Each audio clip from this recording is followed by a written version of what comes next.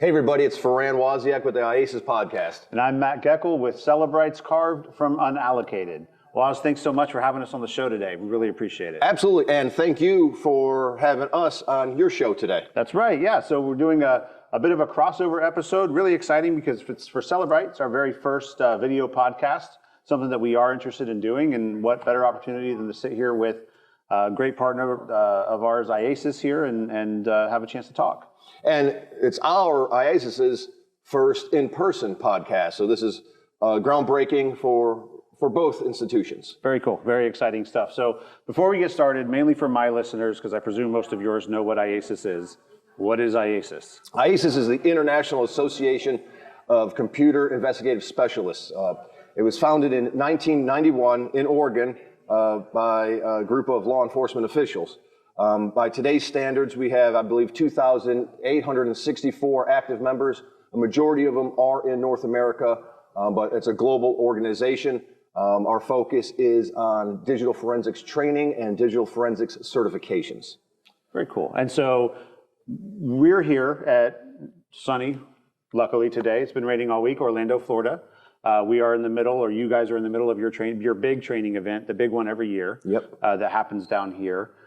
So I know what we refer to kind of, colloquially as the big room. That's your basic computer forensic examiner training. Yes. And that comes with a certification. That comes with a certification once you pass a certification process. Okay. Yes. Can you talk to that just a little bit? I know you can't go into details on the actual cert. Yeah. Yes. It's a 2-week course here in sunny Orlando, then followed by a certification process, which is a giant practical as well as a written exam.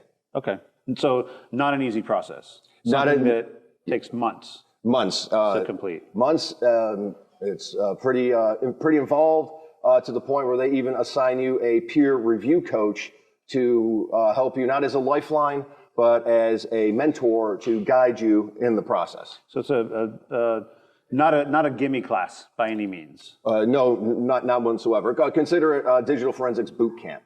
Yeah. Okay, I got you. And I know the CFCE, the certification, widely regarded as almost the standard in the computer forensics world. Yes, globally. Yep. And so that sets the foundation for computer forensics examiners. If you earn that certification, you're pretty much regarded. You're in expert territory at that point. Yes. Now, outside of that, you guys have some specialized classes as well. We do. I believe we're running 11 specialized. Wow. Okay. 11 specialized classes. Those will include our mobile device forensics class. We have a Windows forensics class. We have, along with. You have a lot of classes. A lot of classes. I mean, we have OSINT. If you're preparing to start up your own forensic lab for certification, we have classes in that. We offer RAM analysis. It's a full array of classes available on our website. Very cool. And then you have the ICMDE, the mobile device examiner certification. Yes. Similar, but not, I don't think, as in-depth as the BCFE. Correct. Still a process? Correct. The MDF, mobile device forensics class, is 1 week. We offer 2 one-week classes here in Orlando. And that's followed with that is the certification process, which follows the same parameters as the CFCE certification. Very cool. So 1991, you guys started in 1991. You've been around forever. I know when we had our vendor night last night. So after training class, we have a chance to get on and talk a little bit about what Cellebrite is. And it was kind of mentioned in there because Cellebrite has IACIS members and instructors that are here, and some of them have been members for just about that long. Mm-hmm. So you guys have people that have been members for 30 plus years now? Yes. And then you guys have members that are starting a week ago. Yeah, that is correct. That's really impressive. Very good. Very cool stuff. Yes, it's a good run. Yes.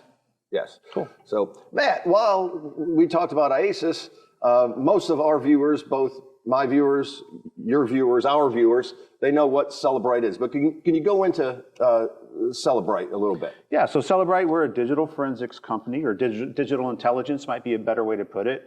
Everyone pretty much knows us for our mobile device extraction and decoding capabilities.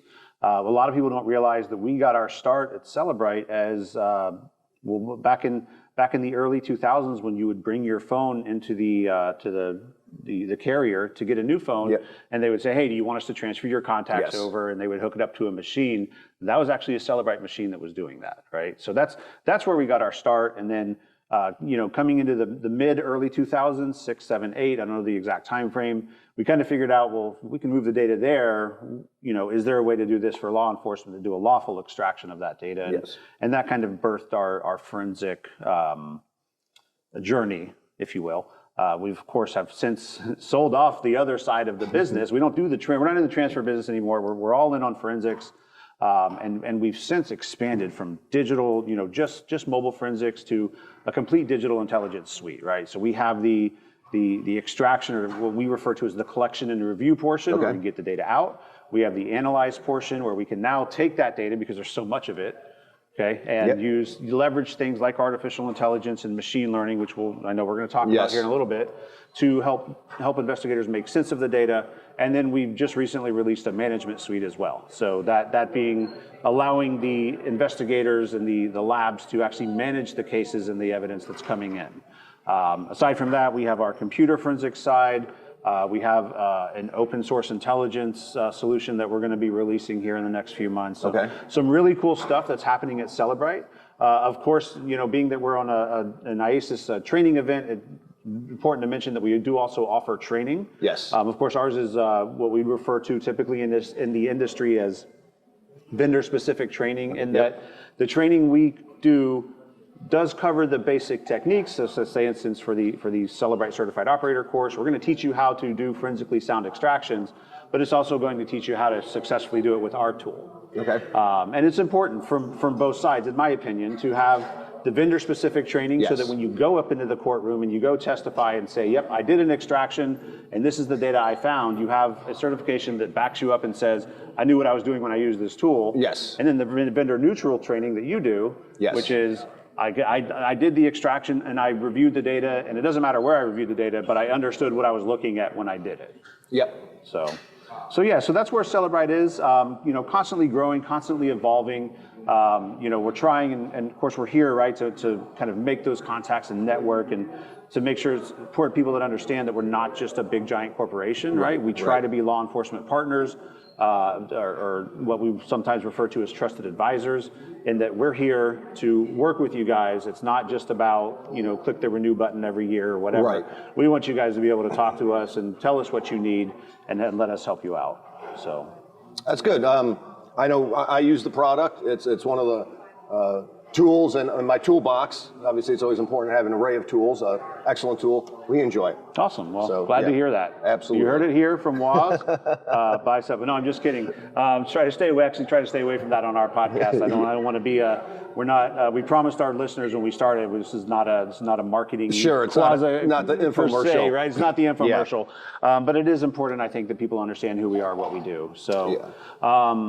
So kind of transitioning, and we talked about it a little before with things like artificial intelligence and stuff, but things are changing in forensics. Exponentially and very quickly.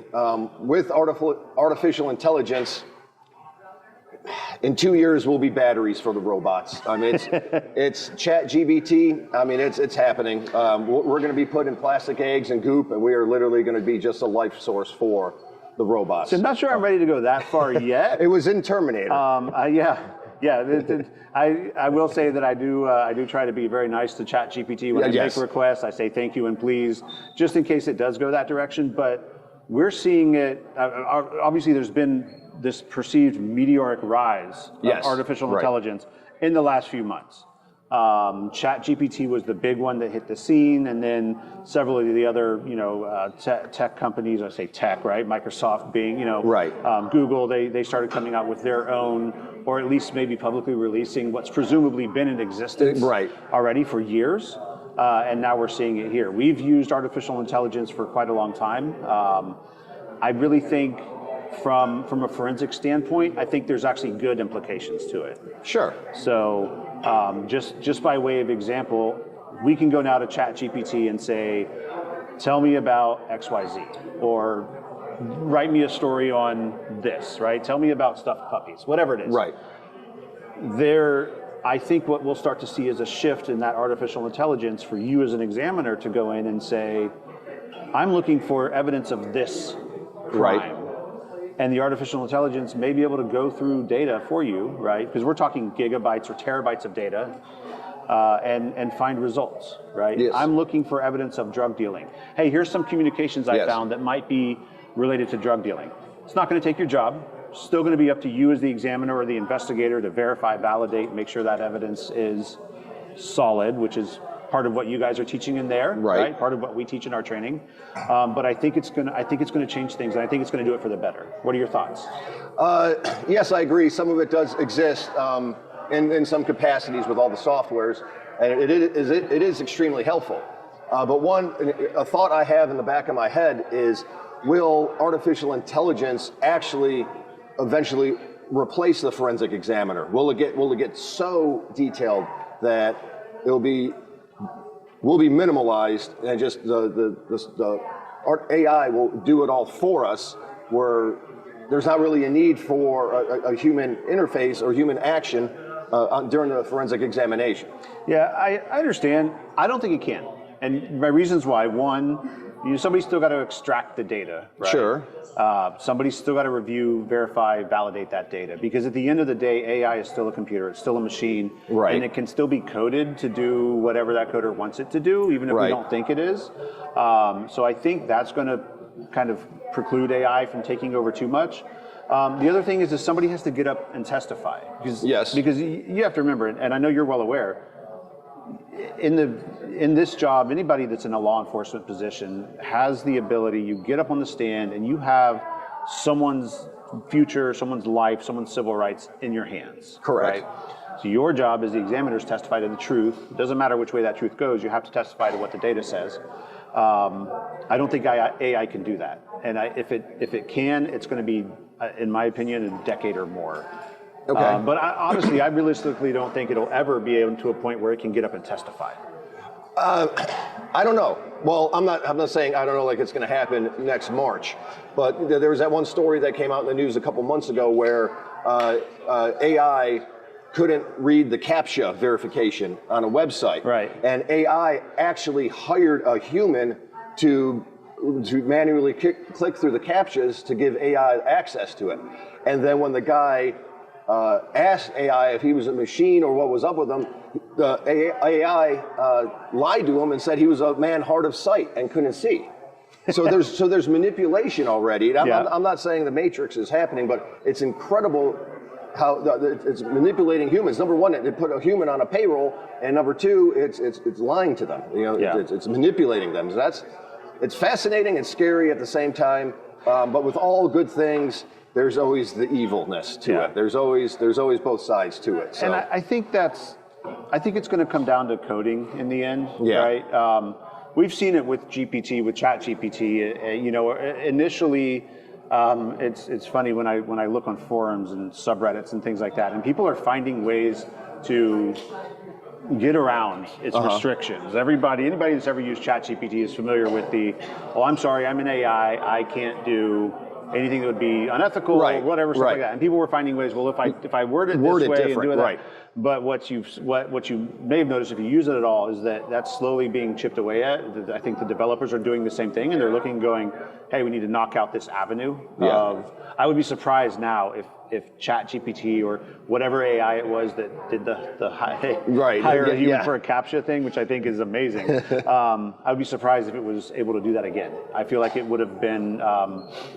I don't know the right word, not neutered, but maybe neutered, right? From the capability to do that action, which I think is, I think it's a necessity because, it prevents the rise of the machines, right? It is. So, but all in all, my argument is I think we should look at it cautiously, but I think it's going to be a net positive. No, it is for society, but also for forensics as a whole. And I don't think it's going to take our jobs. All right, well, good. Not at least for another 20 years. At least until you're retired, and then who cares, right? Yeah, right. When I'm good, done, and retired, in my 60s, then I certainly welcome our AI overlords. Yeah. So. Make sure that's clear on the recording, so when it comes back later, and indexed into ChatGPT. Because this will be on the internet and it will be saved in the archives. We go on the good list. Yes. Right, exactly.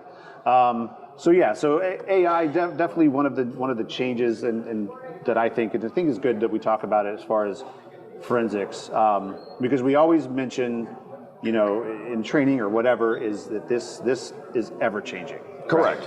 Right? They're going through this class today. It's 2 weeks, and next week something in here could be obsolete. 100%. Right? Because it's ever evolving. Yes. Computers, mobile devices, whatever it is, they're always being changed. They're always being optimized, more secured, whatever it is. And so I think it's important to keep on top of what's coming, right? Right. Or what's happening. What changes have we seen? As far as changes that we have seen, right? Shifts that we've seen. Especially I'm pointing, the camera doesn't know what I'm pointing at. I'm pointing behind me, behind the camera, which is where the big room is, the trainers, the people that are back there trying to mess me up and make faces, which I'll get that back later.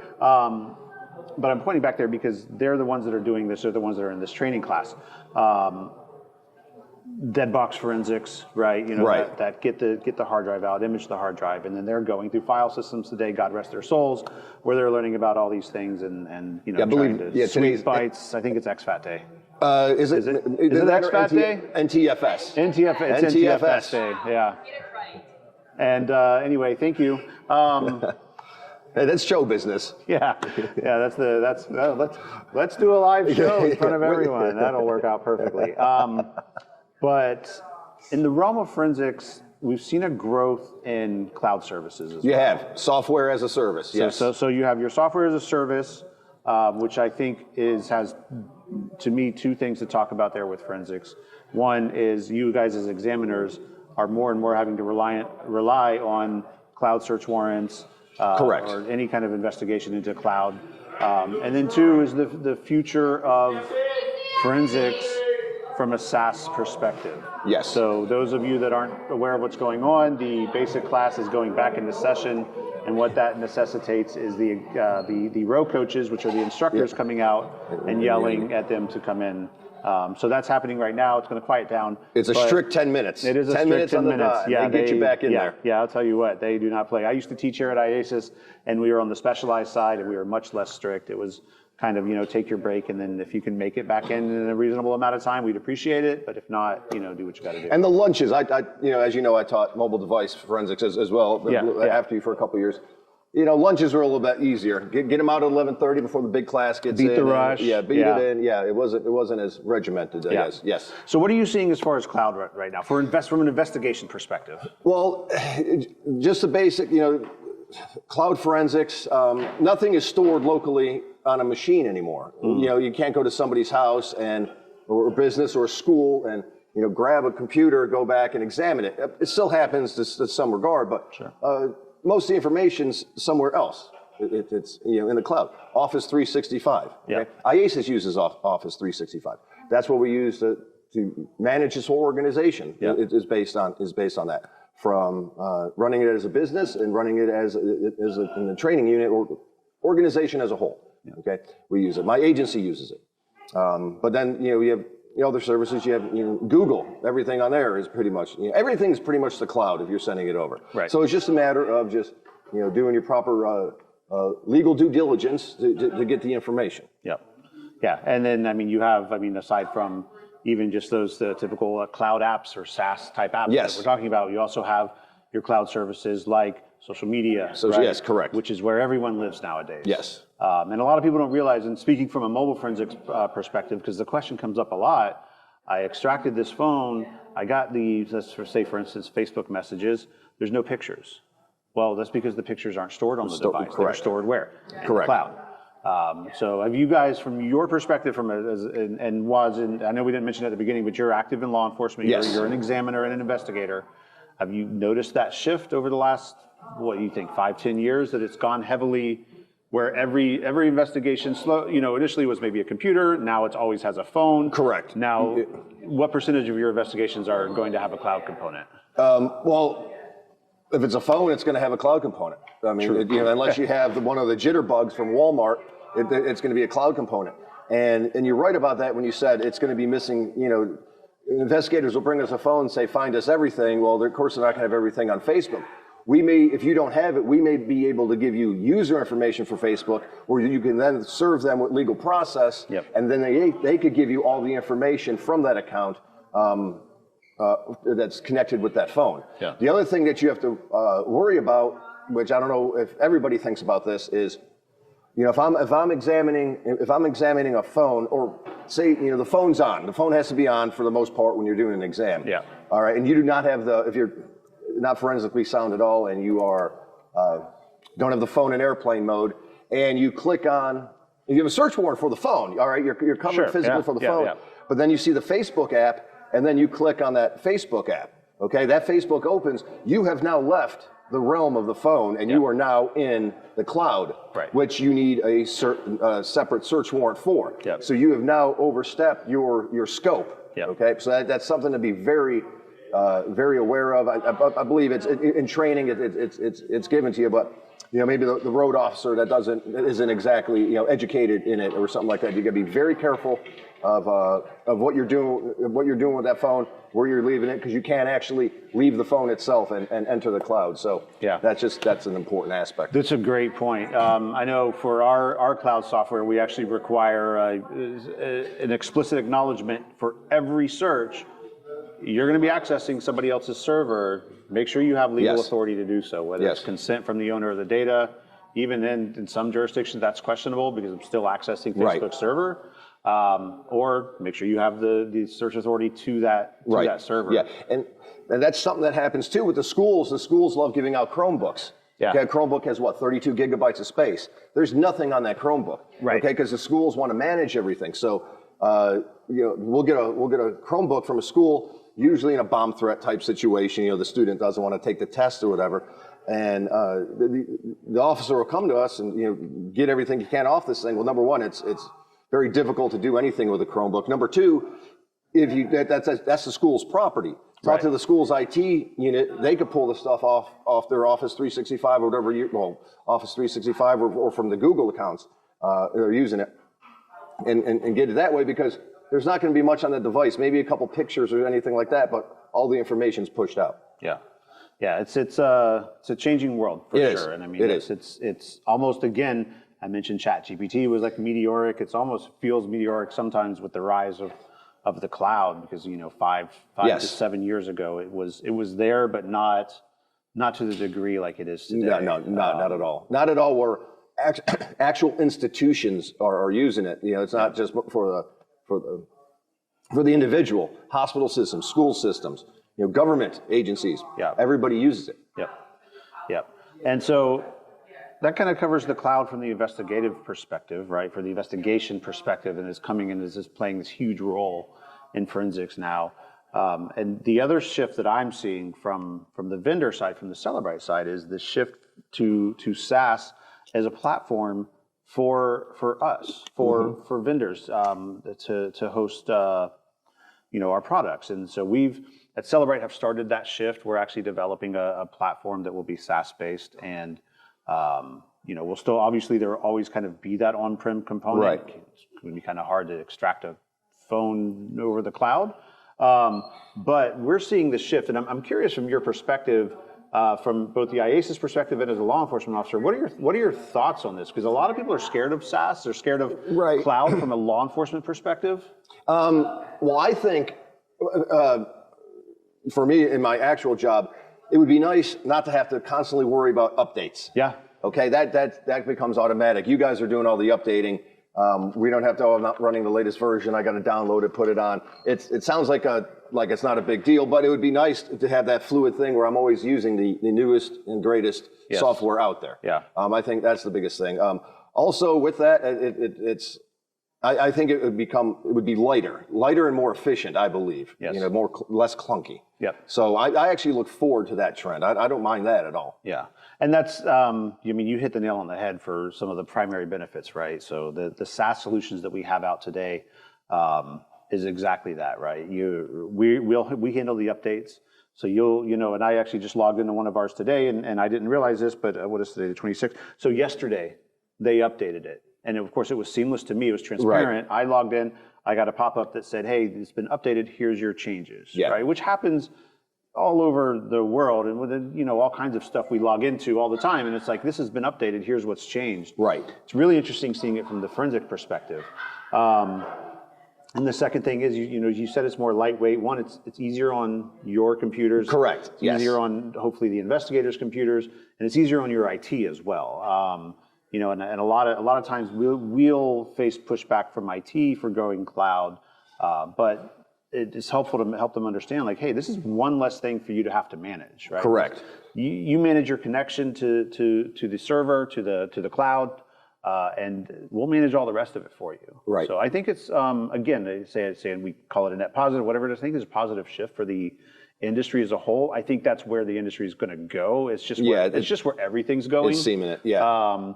But I think it's going to be a good thing. And I think our biggest challenge will be helping law enforcement agencies, right, and command to understand that it's not necessarily a big, scary thing.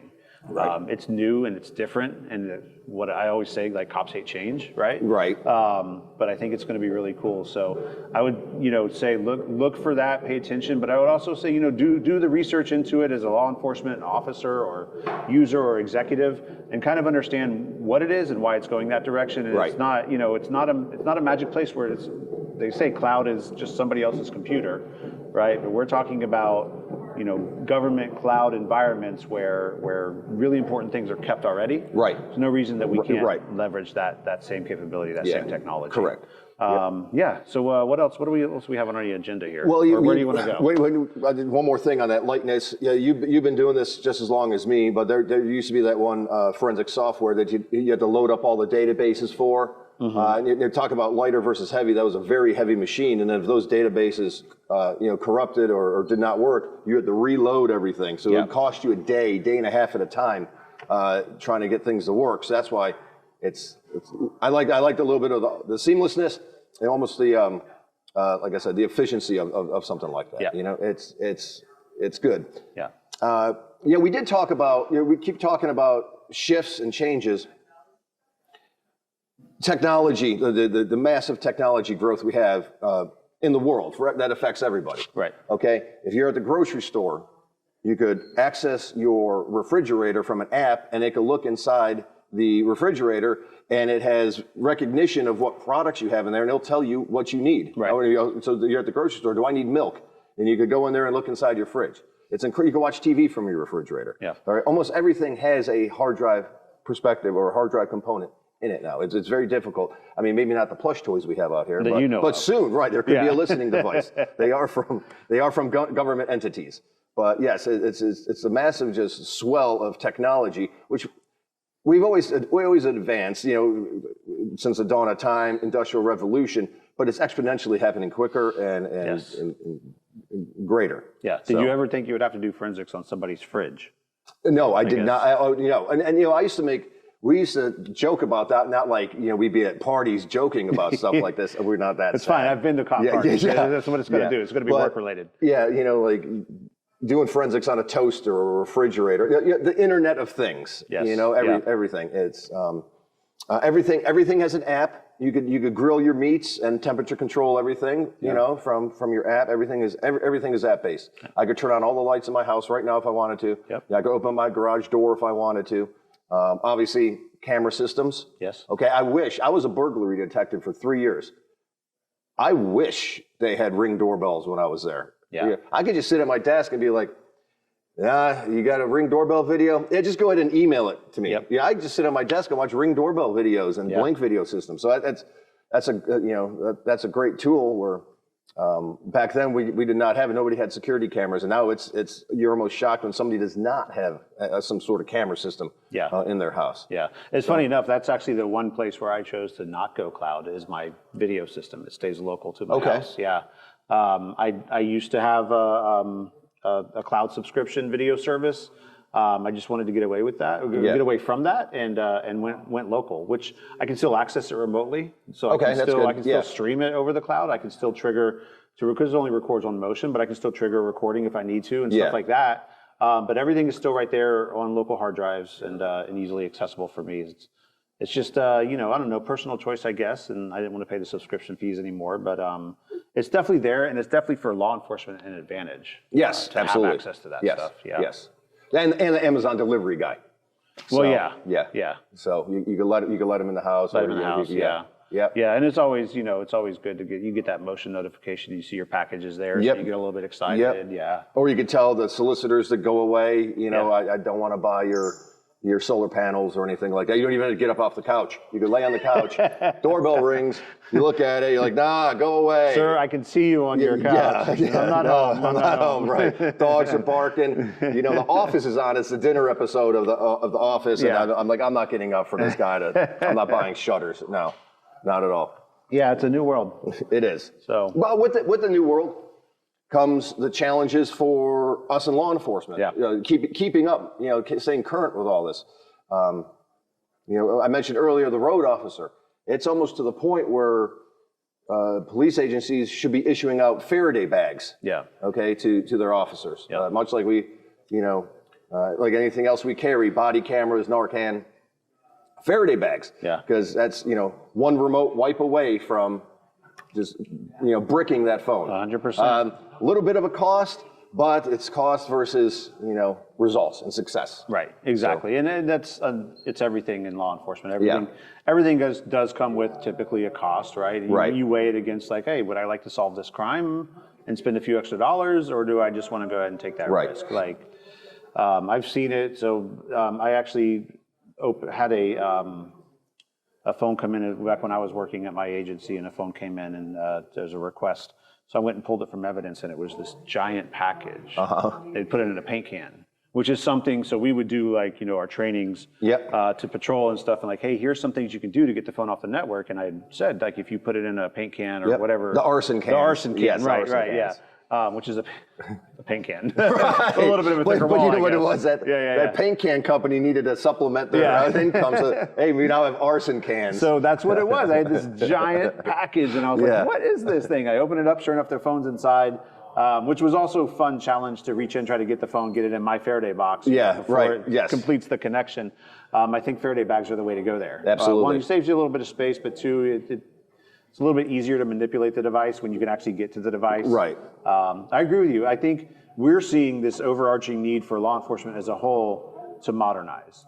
Correct. And I don't know if it comes back to law enforcement's general resistance. I don't want to say general resistance to change, but there kind of has been. Like, this has been working for X number of years. We don't need to change what we're doing now, right? We're solving crimes, whatever. But if there's more efficient, more effective ways to solve crimes, I think it's something that agencies should take a look at. Yes. So, from the Faraday bags to getting, better, more equipment, more products, whatever it is, right? Products that can leverage artificial intelligence. Yes. Or, have a better way of helping to manage evidence and stuff like that, right? To make your job, let's say, easier, right? And also reduce things like lost devices or lost evidence, reduce time to evidence. Right. So if you sit there and you have to go through a phone and it takes you 20 hours of work to find the smoking gun, if you will, but AI could have done it in 15 minutes, why not leverage that? And it takes your backlog down, it does all that stuff. Are you seeing a shift, a modernization in law enforcement from your perspective? Yes, but like you said, begrudgingly, yes. Yeah. The modern, education has a lot to do with it. Yes. All police officers know not to go into a crime scene, step in a pool of blood, and then walk through the crime scene, contaminating it. Sure. Well, don't forget, every scene is also a digital-based crime scene.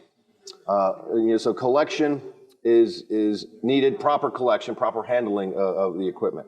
I see. As far as that, just responding to a technological, digital crime scene, I see it as most agencies are begrudgingly saying yes to it, but also they do realize it. Because all it takes is one mess up from a department on something that they don't have or didn't do, or becomes an ego situation where one agency, local agency or any agency, has some modernization to it, has some tools, and another agency does not, it becomes a little bit of an ego thing, and then that's when it really pushes them to follow suit. Yeah. So no, I agree with you. 100%. We're seeing that need, and you mentioned it takes that one bad incident right to affect change. Sometimes the good ones help too, right? A strong solve, strong case that garners media attention or is successful in court, and command can see that and they say, oh wow, you did that with the phone, or you did that with the computer. All right, why don't I see more of that? Well, because XYZ, right? We're overloaded. We don't have the software we need, whatever it is. And that can affect change too. And I agree with you. I think it's an educational thing. I think we're working on a series. It's recorded. I'm releasing it now with some retired law enforcement commanders, and it talks to this modernization, of law enforcement, especially when it comes to any kind of digital evidence, right? And the fact that we need, better software, right? Even if it doesn't have to be Cellebrite, right? But it's just good. Something has to be done.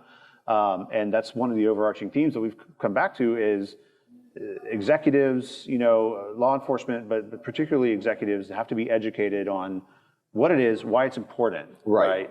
And then to try and understand, why, because some of this stuff is costly, but research is costly, right? All the work that it takes to actually develop this stuff, we don't have the scale of Microsoft, right? You can go buy a copy of Office for $100, right? But that's because there's millions of copies available. We don't have that scale, so there's costs associated to it, but the costs are there for a reason.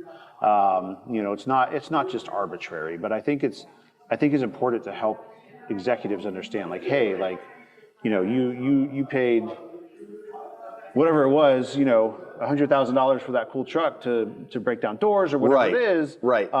But which is great, but let's shift some money, let's give up a car for a year, whatever it is, right? And make sure that our investigators are equipped with the tools they need to work from a digital perspective.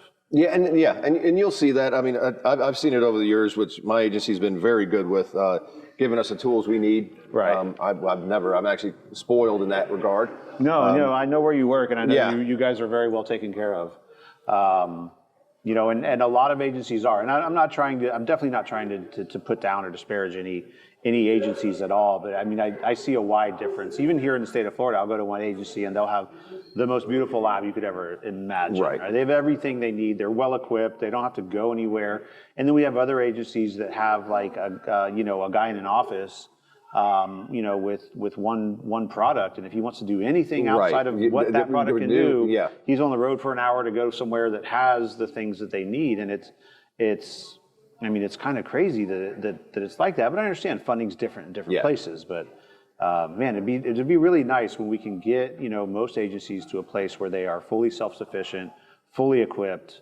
To tackle any challenge that comes their way. So, and I notice a lot of agencies, especially if like there's a bunch of small agencies, they'll form a little conglomerate and go in together on products, and they all just pay their share, and they kind of make it a group effort type situation, and associate the costs, almost like a little mini regional lab. That's pretty much what it becomes. But it's a great way, a workaround for these small agencies who maybe don't have the time to send it to the state police or the FBI or the Secret Service, where they just create they form their little village and get it done, But it gets it done. You're absolutely right. And I've seen it. I've been a part of agencies that have done that. I've seen agencies completely, I've seen agencies it's been really cool, come to like a realization, like, oh, we have to effect a change and completely do it, like 180 change, right? Oh, all the money's going here. One in particular here in Florida that built an entire computer unit from nothing. Based off of an observed need to change and education to the right people. But the task force option is always, I think a good effective option. I think it's really cool when they do that. It's always nice to see law enforcement working together. It's a family, but sometimes it can be like a family, and you have brotherly spats with each other, and you can't touch my toys and that sort of thing. And I think it's something that we got to put aside, and really work together, because the mission should be the same across the board, right? Is put bad people away so they can't do the bad things that they're doing anymore, right? Or make sure that we're not putting a good person away, right? Correct. Just the same way, exactly. Our job is to, collect the facts and report them. Report the truth. That is it. Collect the facts. And that's my old. I patented it because I'm the first one that heard say it, but it is data doesn't lie, right? People lie. People lie. Yes. Data doesn't, right? So the data is what the data is, and if you can use that to understand the crime or understand what happened or what didn't happen, because I've exonerated people through digital evidence, and it is what it is, and the investigators are disappointed. I spend all my time looking at this guy, and you go back and like, hey man, this is not your guy, right? But it's better than putting someone in prison for something they didn't do. Absolutely. So at the end of the day, I think we all have a responsibility to do the job and do it the right way. I don't know what else. Anything else you can think of? You want to hit on while we're here? No. My old captain, the man who hired me and started my career in digital forensics, he's actually in the OSINT class. Oh, is he? Yeah. Nice. A little shout out to our podcast. He was looking for OSINT training and Googled it and came across our very first podcast, which this is before Kyle was on board, so it was a little, like the first episode of Seinfeld compared to the last episode of Seinfeld. There was some production increases. But he found out about OSINT training through our podcast, and he's in the class right now. I saw him in the hallway. Awesome. So yeah, the man who hired me. Well, so good. the man responsible for me being here next to you right now speaking. That's awesome. So, yeah. That's great to hear. I think podcasts, the companies and IACIS, the organizations are breaking into this space as well, which is really cool. So for my people, car from unallocated subscribers, go check out IACIS. Right now, you guys are on YouTube. But sounds like you're expanding. We just got on Apple today, and this podcast will be on Apple, and other avenues will be coming soon. But we are on Apple finally. Cool. So, yes. Awesome. So yeah, go to YouTube, smash that like button, hit that subscribe button for WAS and the IACIS podcast, or on Apple if you're like me and you listen to it while you're driving around to and fro. Then if you want to say something nice about my podcast, that'd be great. I've known Matt now since 2012. We started met each other in Hoover, Alabama. That's right. At that trusted and what do I say? Not well craved. What's the word I'm looking for? Everybody wants to go there because it's so nice. Yes, craved. Whatever. Craved. I Yeah. craved my NCFI. That's yes. the education, the equipment. So Matt and I have known each other for over 10 years. Over 10 years. Personality Plus. He's always had this personality. Please check out that podcast. I know. I've watched past episodes. Great. I counted it as a working lunch, but it worked. You have a great product. I look forward to more of your episodes. Awesome. That was kind of sad when you laid off it for a while. So, yeah. Yeah, real work got in the way. Yeah, I understand. Yeah. But we're back up and running. We have a lot of good support, and like I said, we're on all the podcatchers now. So you can go to Spotify and YouTube, or Spotify and Apple, or wherever you get your podcasts. You should be able to find us. And this should signal our break into the YouTube realm. So we already do have a YouTube channel. Should be able to start seeing our podcast on there now with our first video episode here with Waz. So Waz, I really appreciate your support. IACIS's support, everything you do. We're happy to sponsor you guys at these events and help you guys get everything, because this is a nonprofit, right? Yeah, absolutely. It's a nonprofit. Yes. Everybody here is volunteers. Nobody's getting paid to do that. So Cellebrite's really happy to help support that effort. We give some of our, like I said, employees, our instructors here are teaching some of the classes, doing row coaching, which is helping out the students. So thank you guys, and thank you specifically for inviting me on the podcast and absolutely doing the collab. And thank you for being here, and thank you for the swag. I got a quick shout out to their swag. All the vendors have great swag, but this is a fantastic notebook you guys are offering. Yeah. Of course, you got your little monkey. This is ASCII, our mascot. She's a digital evidence dog, and of course a little police car. And then we have our Cellebrite training squishy car, which I've just been throwing at Kyle all week. Yeah, it's perfect for that. It's been great because our booth is right across from there. So again, thank you. It's been great. This is wonderful. I'm glad we could sit down together and looking forward to hopefully make this a regular thing. Do it next year. That would be great. Cool. All right, Matt. Always a pleasure. Right. Yes. Take care, sunny Orlando, Florida, That's ladies right. and gentlemen.